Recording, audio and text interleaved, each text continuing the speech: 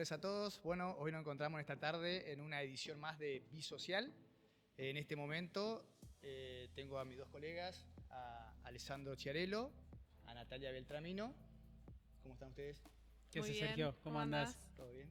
Bueno, la idea de esta tarde es hacer una charla y hablar de lo que es más o menos el Plan Horizonte y de lo que es el crédito hipotecario del IAF, ¿sí? En los cuales ya cada uno ha tenido su experiencia y podemos compartir algo. Más que todo, Alessandro, ¿qué nos puede decir del Plan Horizonte? Los puntos fundamentales, lo que debe saber por ahí el interesado que va a comprar o el que va a vender, los puntos clave a tener en cuenta, gasto de transferencia. Bueno, algo que nos puedas comentar. Bueno, nosotros obviamente no podemos hacer muchas más intervenciones más allá de la información que nos da la cooperativa, ¿no? Siempre podemos tomar un plan que ya esté suscripto por una adhesión que no esté adjudicado, o podemos tomar un plan ya adjudicado. Nosotros hemos tenido muy buen resultado con los planes ya adjudicados. Una persona que compró, que ya tiene la vivienda, que le resta por cancelar o que ya la tiene cancelada, hemos tenido más resultado que por ahí con los planes adjudicados. Horizonte tiene una forma de calificarte por una antigüedad en cantidad de meses y por una cantidad de aporte. La gran mayoría que ingresa al plan Horizonte entra pagando lo mínimo, o sea, se adhiere a la vivienda más básica pagando lo mínimo y a la hora de adjudicar después hace el ajuste y elige la vivienda que quiere, las modificaciones, pisos. O sea y que demás. al principio es libre, digamos, el aporte y ya una vez que adjudiquen ya pasa a ser algo... Ellos te cobran un mínimo que es una tasa administrativa sin que vos entres en mora. Hasta que vos adjudicás la vivienda tenés un aporte libre. Ellos, a nuestro caso, nosotros como intermediarios, cuando tomamos un plan, nos tienen que dar el contrato de adhesión y en caso de tener la adjudicación, el contrato de tenencia precaria. O sea, para nosotros verificar manzana, lote y todos los datos propios de ellos. Y aparte de eso, está bueno que tengamos conocimiento de la última boleta, del último que pagó, y si el cliente nos puede facilitar el acceso en la cooperativa para llegarnos personalmente y consultar el estado actual de la... Porque bueno, a ellos les puede llegar una factura mensualmente y ellos ya tienen ahí el porcentaje de cancelación, la tipología de vivienda, se les figura en la boleta que pagan mes a mes. Eso igual No obstante, manera, está igual, bueno que nos lleguemos. O sea, está bueno porque puede haber incumplido algún pago y que no figure en la boleta, o sea, que le esté pagando la última, pero que 3 cuotas atrás tenga algún incumplimiento. Está bien. Eso, y la parte que por ahí genera dudas es, comienzo con un plan, vamos a hacer un ejemplo, un monoambiente, y una vez que yo adjudico ya puedo hacer los cambios de qué es lo que... Exactamente. Cuando vos adjudicas elegís barrio y elegís la tipología de vivienda. Muchas veces ellos te dan, o sea, eso depende, la gran mayoría de los casos que yo conozco adjudican ya cancelado más de un 40% y ya teniendo un plan con una buena antigüedad. O sea, el beneficio de comprar por ahí algo que ya tiene un antecedente de pago, o sea, vos compras sin adjudicar, es que ya estás comprando con una antigüedad, o sea, ya tenés posibilidad de adjudicar y de moverte a la vivienda. O sea, cuando vas a adjudicar, lo normal es que ellos de ahí en adelante te construyen tu vivienda. Entonces, unos 8 meses, 9 meses hasta que te den la vivienda. Ellos te ofrecen los barrios disponibles y las tipologías disponibles, vos adjudicás y si ganas, excelente, muy bueno. Accedes a la vivienda. Está bien, espectacular. ¿Algo quieras preguntar, Nati, con respecto a eso? No, para ahí aclarar también de que nosotros como intermediarios no podemos asegurarle a la persona que va a comprar un plan para adjudicar un barrio. Eso se hace directamente en la cooperativa. Eso es importante porque he tenido varias consultas con eso. Y otro detalle que genera muchos roces a veces es el tema de que Horizonte tiene un costo muy alto por la transferencia del plan. O sea, entendiendo que esto es una cooperativa, nosotros lo posicionamos como cliente, pero no es un cliente sino un asociado. Entonces ellos lo entienden como una penalidad, digamos así, porque vos te estás asociando, estás adquiriendo esto a modo de inversión o a modo de vivienda personal o lo que quieras llamarle, pero ellos te entienden como un socio, o sea, sos un asociado. Y para ellos la transferencia es una penalidad, no es que ello signifique algo más que el costo administrativo vaya... No, es una penalidad para ellos el hecho de que vos te hagas el traspaso, ¿bien? Buenísimo. Teniendo, bueno, con todo lo que las dudas que nos ha sacado, de lo que hemos planteado Plan Horizonte, sigue siendo hoy en Córdoba... una alternativa confiable. Exactamente. Una alternativa confiable. Sí. Para mí lo fundamental entender es que ellos nunca han incumplido con nadie.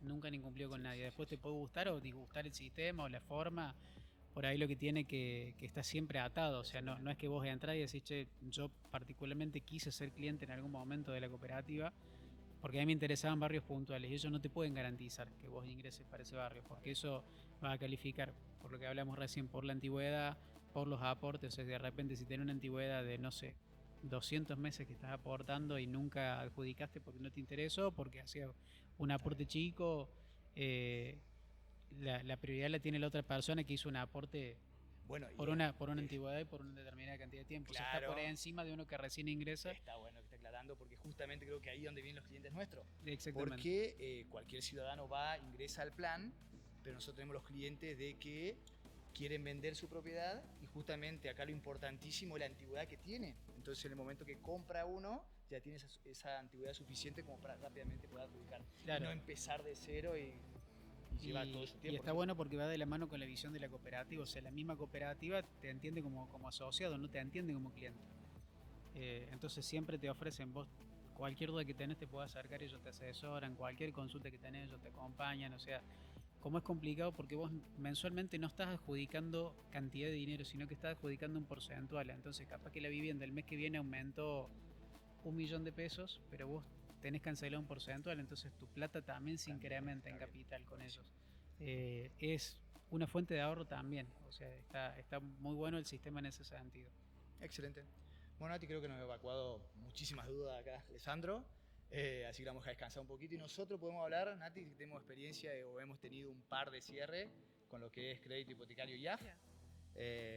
¿Qué nos puedes comentar vos de tu experiencia sacando los puntos favorables? Bien, ¿qué puedo comentar? Bueno, primero que es un crédito para las Fuerzas Armadas, eso primero. Que No hay se dos ríen de que han sistemas, renegado, ¿no? que hay dos sistemas, el 10% o el 20%, entonces es importante saber por cuál de los dos ha optado el cliente.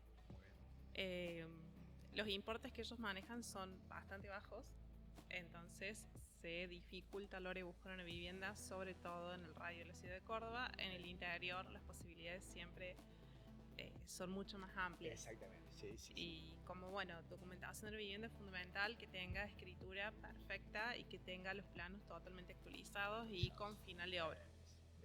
Eso es lo fundamental a tener en cuenta a la hora de buscar una vivienda con crédito IAF.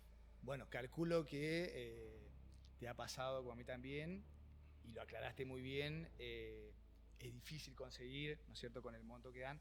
Hoy yo creo que, si bien son 69.500.000 el máximo que están dando del IAF, pasado a los gastos de escritura, de adhesión, como recién lo mencionaste, al cliente, al beneficiario del crédito le está quedando 38, 39.000 dólares.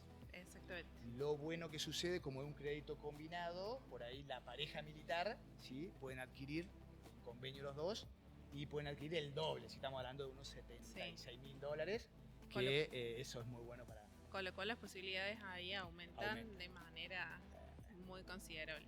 No, y aparte siempre pensar que nosotros estamos hablando por ahí, el valor de la propiedad siempre es estable en dólares y bueno, los créditos te prestan pesos. Entonces eso es algo que por ahí nos genera un traspié en todos los créditos, ¿no? Porque no es puntual de crédito IAF, sino que... Justamente hoy estaba hablando con una colega que tenemos que cerrar una y estábamos viendo otra forma también muchas veces con IAF es,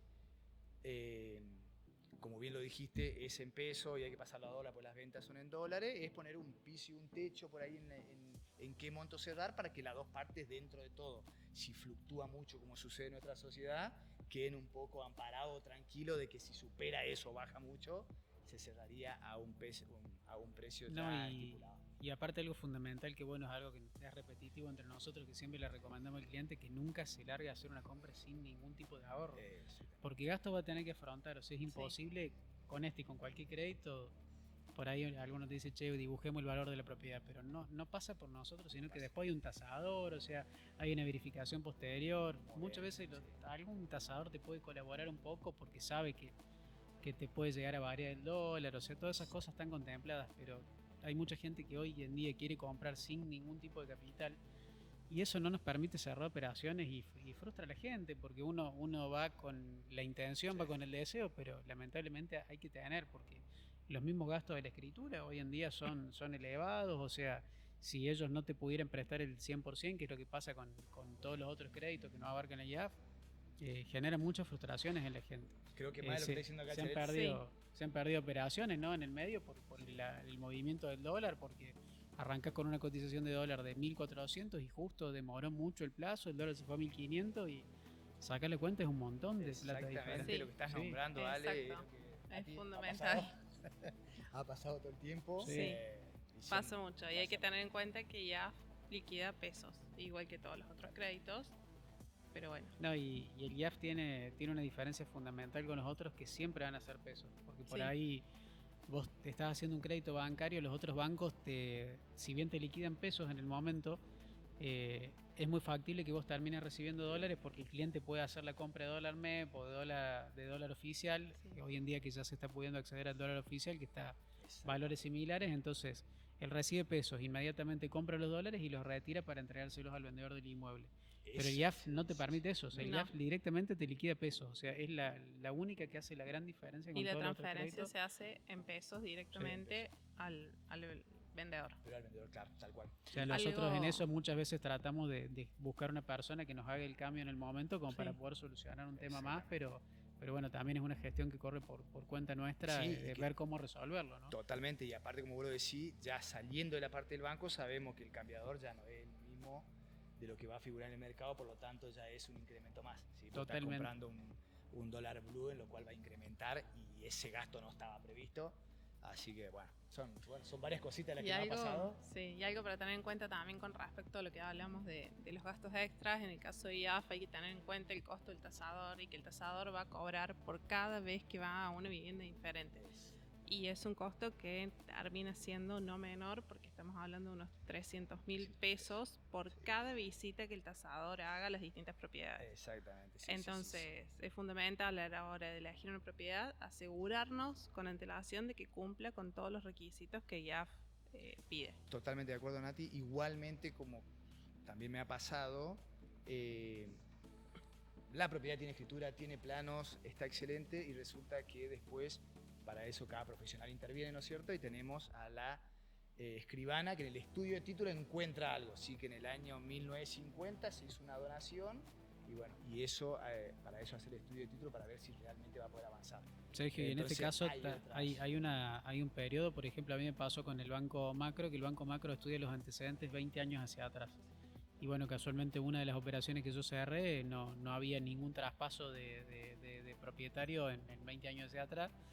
Pero otra propiedad que yo hice la operación era un lote que había pasado por 5 propietarios hasta que llegó a la persona que construyó y que vendió la casa que nosotros hicimos la venta.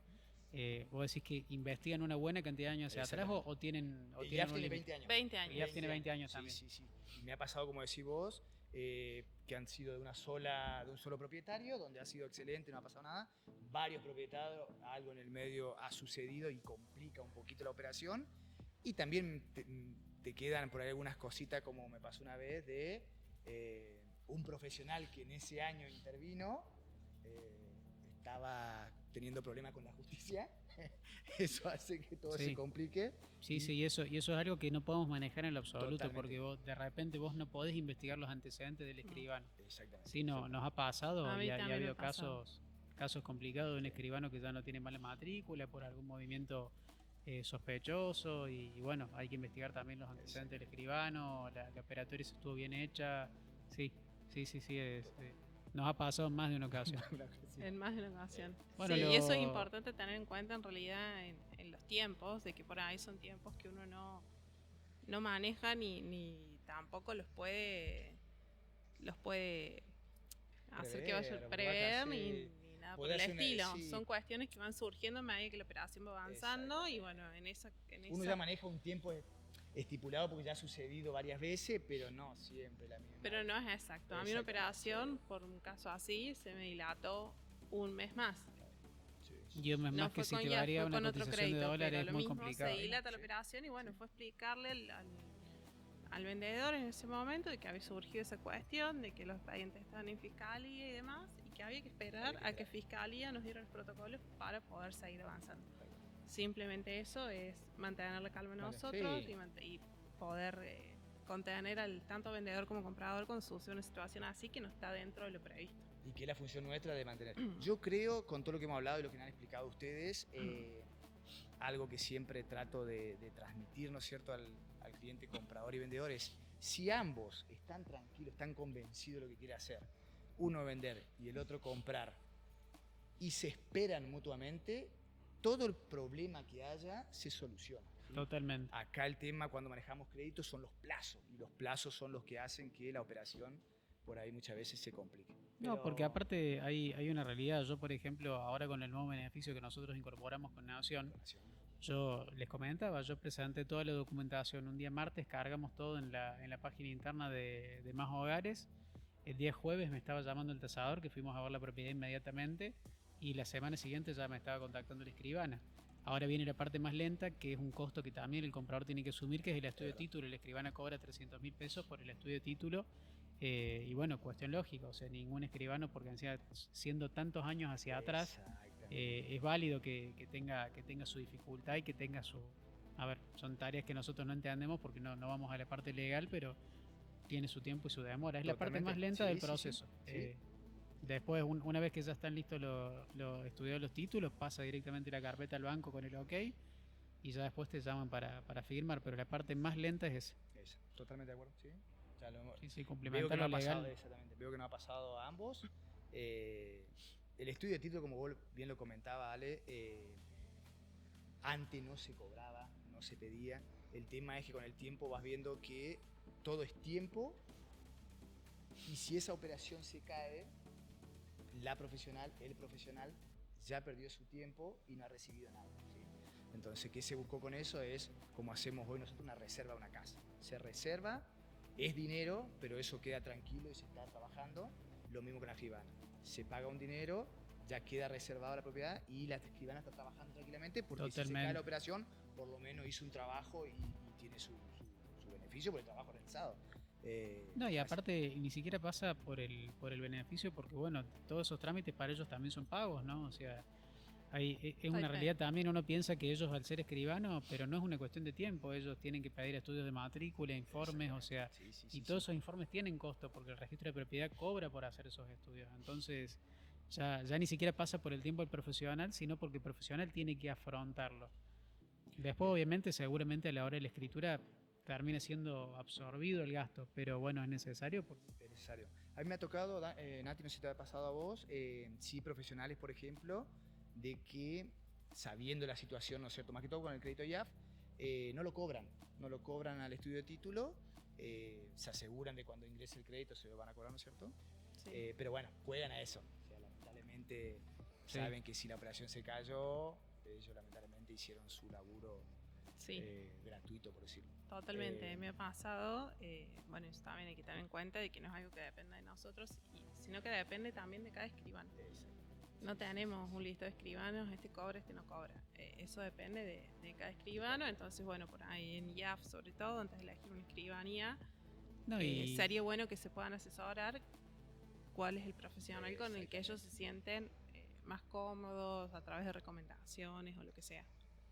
No, y en este caso lo que hay que entender es que el comprador técnicamente es el banco. O sea, el que tiene el derecho a elegir el escribano es el banco. Nosotros siempre decimos, el comprador tiene derecho a elegir. Bueno, el comprador es el banco. No hay otra opción. El que presta el dinero es el beneficiario real del inmueble.